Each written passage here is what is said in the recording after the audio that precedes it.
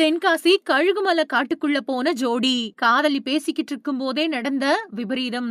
தென்காசியில காட்டு பகுதிக்குள்ள காதலர்கள் போயிருக்காங்க. மனம் விட்டு பேசுறதுக்காக காதலிய அங்க காதலன் கூட்டிட்டு போயிருக்காரு. அப்பதான் இந்த அதிர்ச்சியான சம்பவம் நடந்திருக்கு. இது தொடர்பான விசாரணைய தென்காசி போலீசார் தொடர்ந்து மேற்கொண்டு வர்றாங்க.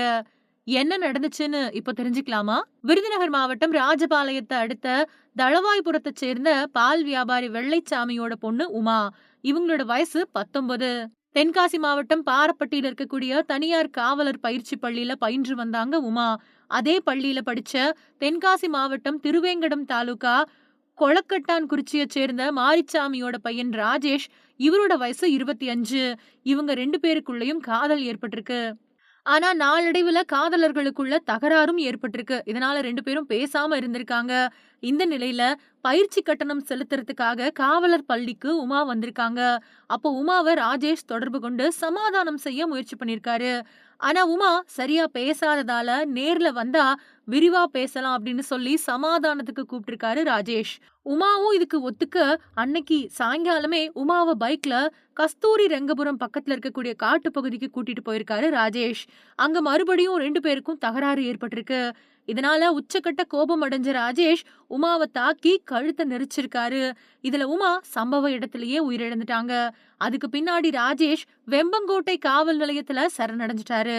தகவலின் பேர்ல போலீசார் அவரை கழுகுமலை போலீசார் கிட்ட ஒப்படைச்சு விசாரணை நடத்திட்டு வராங்க.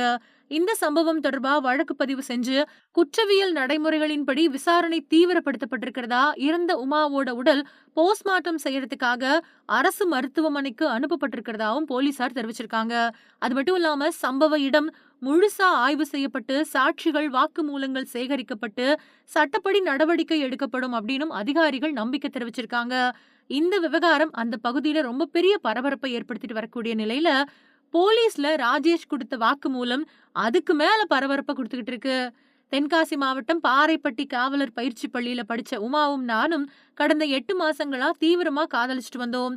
ஆனா திடீர்னு இன்ஸ்டாகிராம்ல அடிக்கடி வேறொருத்தர் கூட உமா தொடர்புல இருந்தாங்க. அது எனக்கு தெரிய வந்ததுமே அதிர்ச்சி அடைஞ்சிட்டேன். இத பத்தி உமா கிட்ட நேரடியா கேட்டப்பதான் எங்களுக்குள்ள தகராறு ஏற்பட்டுச்சு. இதனால கொஞ்ச நாட்கள் பேசாம இருந்தோம். நேத்து பயிற்சி பள்ளியில ஃபீஸ் கட்டுறதுக்காக உமா வந்தது தெரிய வந்துச்சு. உடனே போன்ல பேசினேன். நேர்ல வரதா சொல்லி பயிற்சி பள்ளிக்கு போனேன். அங்க 2 பேரும் பேசிக்கிட்டு இருந்தோம்.